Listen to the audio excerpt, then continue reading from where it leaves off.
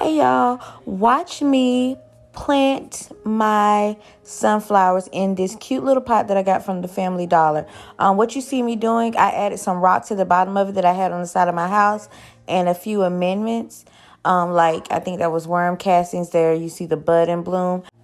And I also got a $3 bag of soil from Family Dollar, and I'm mixing it with the Happy Frog soil that you see here.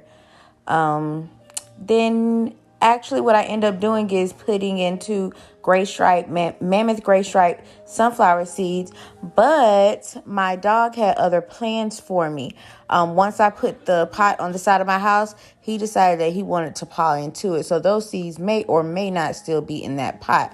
So what I end up doing instead, I transplanted a mammoth gray stripe sunflower and a strawberry blonde sunflower. Look at this badass, into the pots instead.